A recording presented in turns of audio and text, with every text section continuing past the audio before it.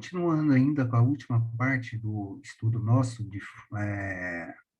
que seria na quinta-feira, e não deu para dar continuidade por problemas técnicos, então eu gostaria de comentar com vocês sobre o último bloco, sobre a última parte da nossa aula, que seria na quinta, que é de fontes do direito. Nós estaremos conversando com vocês aqui, falando, e na quinta-feira a gente faz um link com a aula de hoje, ok? E aí a gente vai trabalhando. Pois bem, deixa eu colocar aqui do lado. Tá? Quando se fala fontes do direito, né? A ideia primeira que nos vem à mente é sobre a origem de uma coisa, aquilo que nasce, está relacionado com motivação, com causas, e, no caso, fontes do direito está relacionado com as manifestações do próprio direito. Miguel Reale, né? Miguel Reale, ele diz que, em um de seus livros, ele diz que por fonte do direito, né, designamos aí o processo ou o meio pelo qual, ou o meio pelos quais se conhece o nascimento, a origem das regras jurídicas que vão positivando o direito como uma força legítima na sociedade, que garante a vigência e a eficácia dentro de um contexto normativo. Então, a doutrina jurídica se apresenta uniforme, de maneira muito bem uniforme, de maneira igual sobre o pensamento relacionado com fonte do direito, como, como fonte designando a origem. Fonte do direito designa aonde obtém, de onde vem o próprio direito, né? Bom, nós temos dois principais sistemas jurídicos vigentes no mundo todo, que é o Common Law e Civil Law, tá? Esses dois sistemas pertencem à família romana, do direito romano, que nós já estudamos com vocês, e o outro pertence ao direito germânico, né, que é oriundo praticamente de toda a América Latina e toda a Europa continental, os dois sistemas, e praticamente também de toda a Ásia, com exceção ali de parte do Oriente Médio e parte da África. O Civil Law é uma estrutura jurídica, é um sistema jurídico, que é o sistema oficialmente adotado aqui no Brasil. Basicamente, significa que a fonte do direito adotada aqui é a própria lei positivada e criada pelo Estado. A lei seria a mais importante fonte formal do direito. Em diversos países de tradição romana, germânica, o direito é organizado por meio de códigos, por meio de regras específicas delineadas dentro do sistema jurídico. No sistema romano, germânico, os principais códigos são os códigos civis, né, e o código alemão. Ele é um código típico do direito moderno hoje, pois expressa um direito formal, um direito escrito. Essa é uma característica do civil law. A outra característica dessa tradição do direito romano-germânico é a generalidade das normas jurídicas que são aplicadas pelos juízes em casos concretos. Ou seja, por generalidade, nós estamos dizendo que as leis elas têm um aspecto de igualdade para todas as pessoas, que deve ser aplicada a todas as pessoas indistintivamente.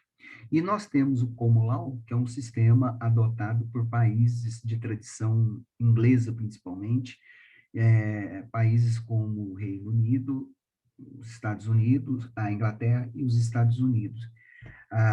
É a forma de direito que está muito mais relacionado com os precedentes judiciais está muito mais relacionado com a jurisprudência, tá? É um tipo de direito que baseia-se muito na jurisprudência do que especificamente no termo da lei.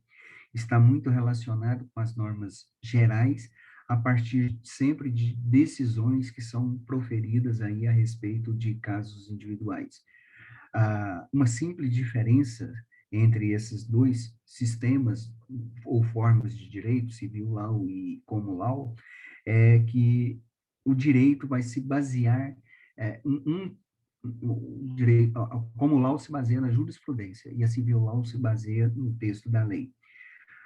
E a jurisprudência, no caso de dúvida, né, é, em caso de dúvida, trata-se do conjunto de interpretações das normas do direito que são proferidas pelo Poder Judiciário, tá? Por exemplo, se lá nos Estados Unidos, tá, dois homens desejam fazer uma adoção, eles procuram outros pais, por exemplo, teriam conseguido adoções e defendem suas posições ou suas ideias em cima deste pressuposto. Mas a parte contrária poderia alegar justamente casos contrários ou casos opostos, o que geraria todo um trabalho de interpretação e argumentação. E a palavra sempre final seria a palavra do juiz, né? Ah, é lógico que dentro, uma coisa que a gente tem que deixar claro é que nos países do common law existe a lei, tá? Mas o caso é sempre analisado em vista da jurisprudência, de outros casos semelhantes. Nós não podemos esquecer isso, tá? Bom, nós temos aí as fontes do direito também. As fontes do direito podem ser divididas em fontes materiais ou formais, e fontes materiais ou substanciais. Nós iremos mostrar para vocês na aula assíncrona nossa os slides todos relacionados a eles, né? Aliás, nós até mostramos, né, que é o slide que nós já estamos trabalhando com direito natural e direito natural e direito positivo. Bom, por fontes materiais, né, as fontes materiais, elas são constituídas aí pelos fatores determinantes do próprio surgimento da norma jurídica, tais como aqueles fatores que deram origem às normas, ou o fato jurídico, como o clima, a própria religião, a economia, a política, os avanços tecnológicos e científicos e etc. As fontes materiais é um estudo sociológico ou filosófico ou ético-moral ou dos fatos também econômicos que vão condicionando aí o aparecimento e as transformações da regra do direito, tá? São dados, são elementos, são os dados, são elementos biológicos, psicológicos, racionais, ideológicos e históricos que vão contribuir, acima de tudo, para a formação do direito. São fatos sociais, tá? O direito, então, como um fato social, de problemas que vão que surgem na sociedade, são condicionados pelos aquilo que nós chamamos de fontes do direito. Por exemplo, o Estatuto do Idoso foi uma norma que teve base na própria valorização do idoso, pois era uma população que, além de estar, a cada dia que passa, mais velha, mais idosa, ela necessitava de mais cuidados especiais, principalmente também porque estava acontecendo muita exploração e violência contra o idoso. Então, existia um fato social, um fato histórico por trás da própria criação de um direito natural, de um direito como o Estatuto do Idoso. Por outro lado, nós temos também as formas formais. São os meios de expressão do próprio direito, são as formas pelas quais as normas jurídicas vão se exteriorizando e se tornando conhecidas, né? Cria-se o direito, né? E isto vão se introduzindo aí um ordenamento nas normas jurídicas, e esse direito eles vão sendo divididos aí em fontes estatais e fontes não estatais. Essas fontes estatais são aquelas fontes que são produzidas pelo poder público e que correspondem à lei e à jurisprudência. Fontes não estatais são aquelas fontes que decorrem diretamente aí da sociedade, de seus grupos e segmentos, sendo representados pelo costume, doutrinas e negócios jurídicos.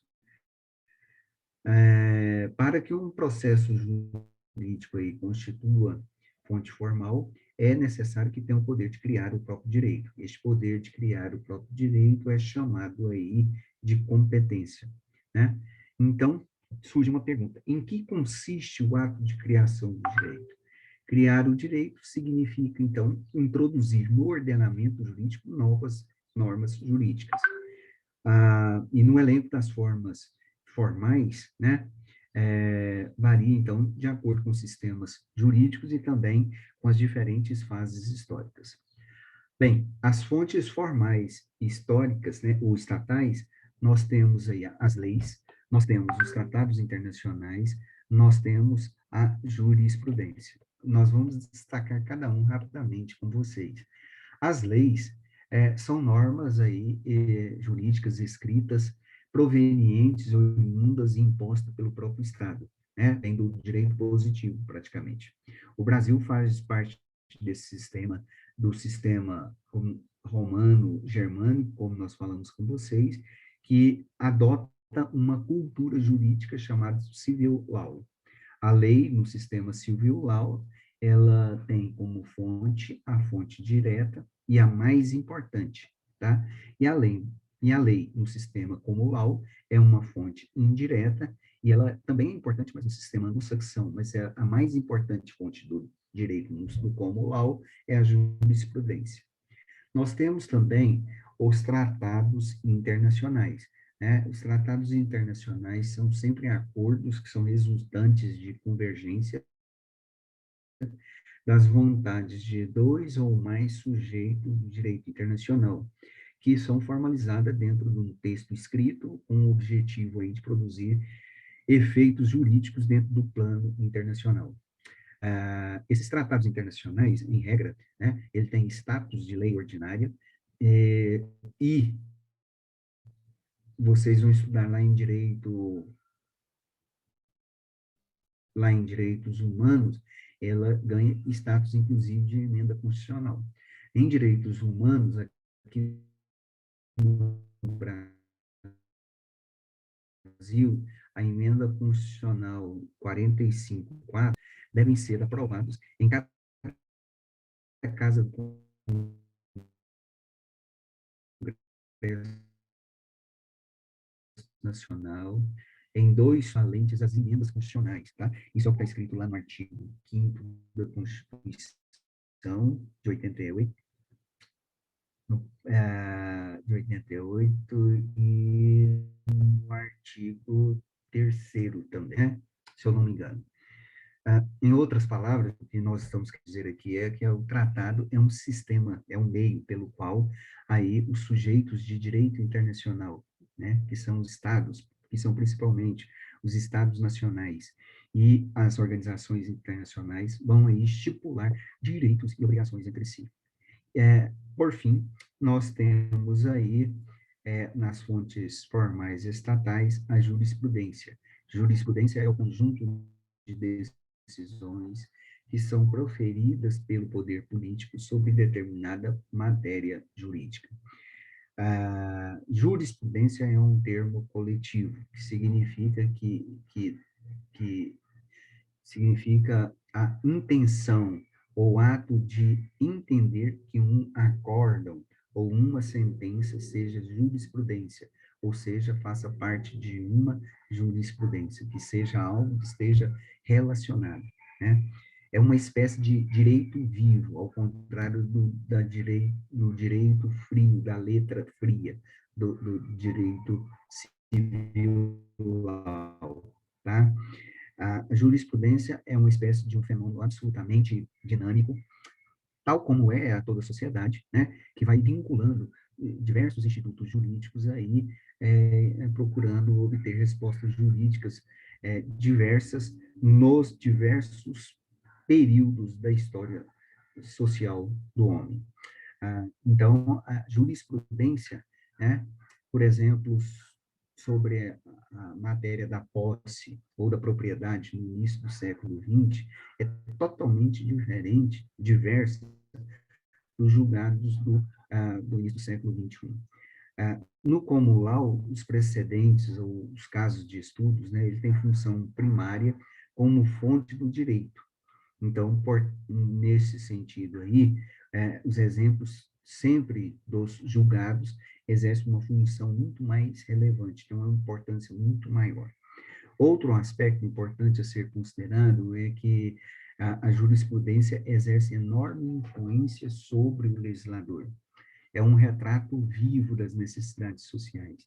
E aí o legislador absorve essas decisões para converter em leis, né, a orientação jurisprudencial. Muito das inovações constantes no Código Civil, por exemplo, de 2002, representa a consolidação legal daquilo que a jurisprudência decidiu ou decidira, né, no século passado. Então, lá nas leis introdutórias do Código Civil, que nós vamos estudar comigo, inclusive em hermenêutica também, em diversas dessas matérias, a jurisprudência ela vai antecipando ao legislador, chegando mesmo a modificar diversos conceitos tradicionais.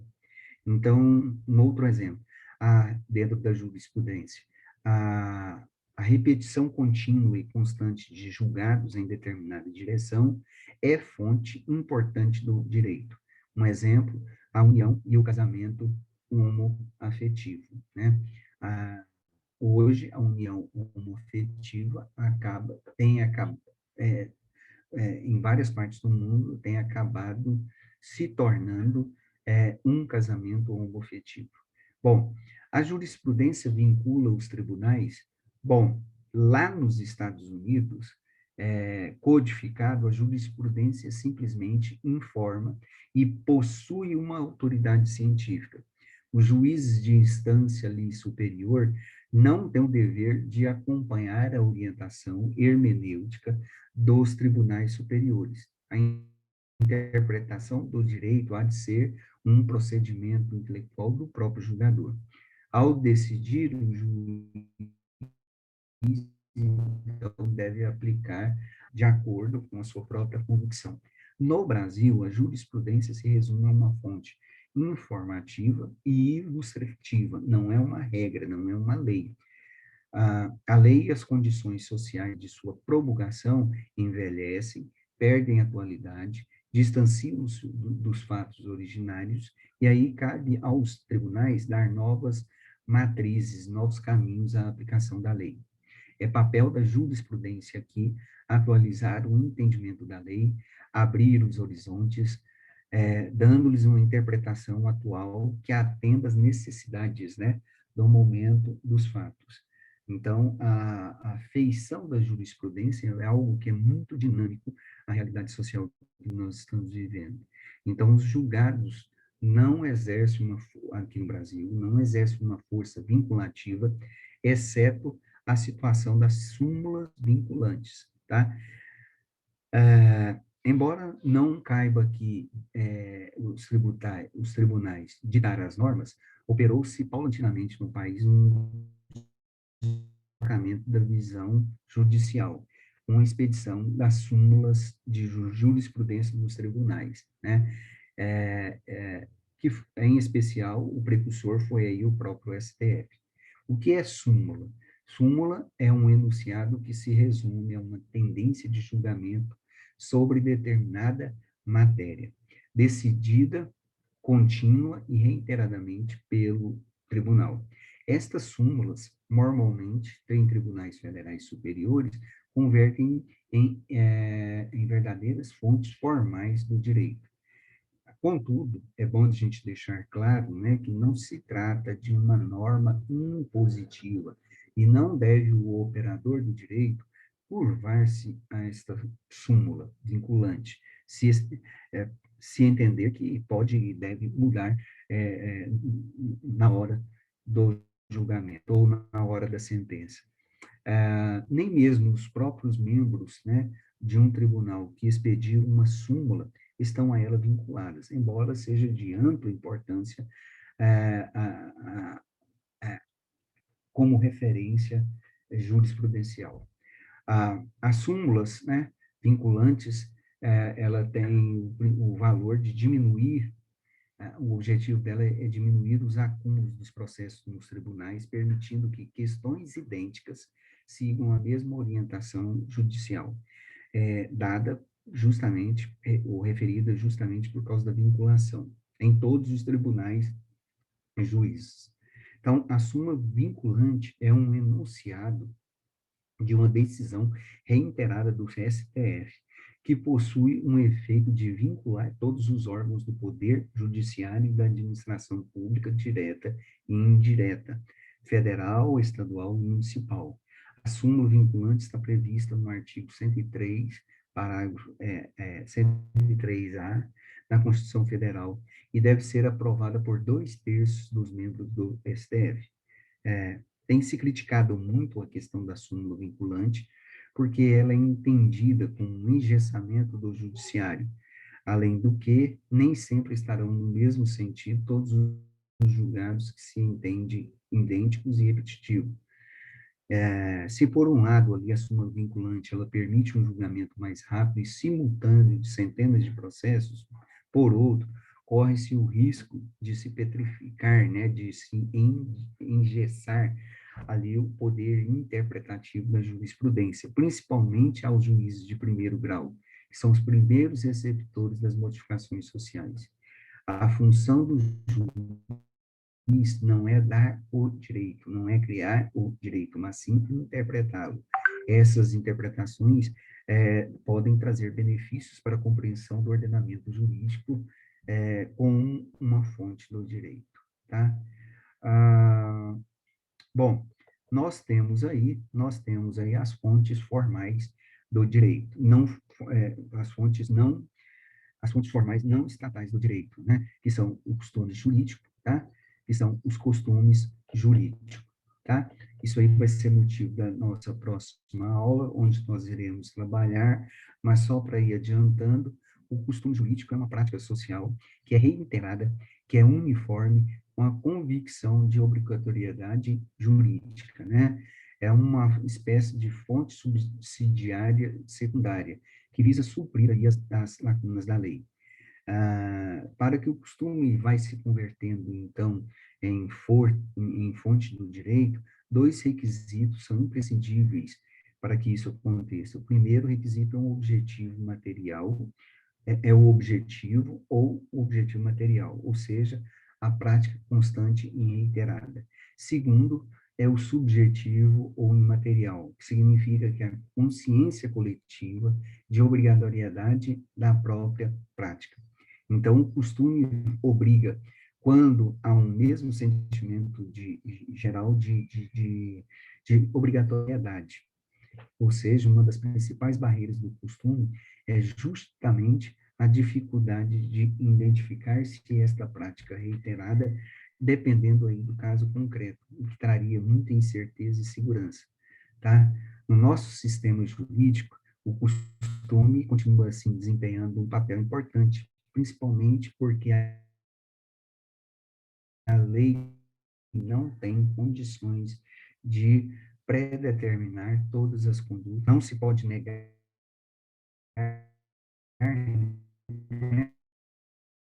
que o costume possui uma grande vantagem de assimilar perfeitamente as necessidades sociais, algo que não em relação à lei, que tem que ser divulgada, trabalhada, debatida, discutida e etc. Para ser aceito, né, o costume, é necessário que ele seja bem amplo, isso é, que ele tenha como característica ser geral e largamente disseminado no meio social. Não é necessário, porém, que a sociedade como um todo tenha consciência dele. O costume pode ser superficial, mais especificamente com suas práticas, todas elas de origem costumeira, como, por exemplo, você comprar e pagar. Comprar né? E ter o dever de pagar, não dar cano em ninguém. Essa é uma ideia do costume. Para se ser considerado um costume, é fundamental que ocorra uma prática constante, reiterada, repetitiva, durante um prazo de um longo tempo. Então, um costume ele demora muito tempo para ser instalado e isso é feito de forma imperceptível, né, dentro da sociedade. Na aula nossa agora, síncrona, né, nós estaremos mostrando os slides para vocês, referentes aí às fontes do direito, e estaremos trabalhando as espécies de costumes, que é o secundum legem, que é o prater legem, e que é o contra legem. Mas, por enquanto, nós vamos ficar por aqui. Então, nós fizemos aí 3 gravações dos 3 blocos para vocês, com o objetivo de vocês terem mais facilidade para poder assistir a aula de quinta-feira passada que deu problema. Ok, gente? Então, por agora, nós vamos ficar por aqui. Eu agradeço a participação de todos vocês, tá bom? Muito obrigado. Até quinta-feira.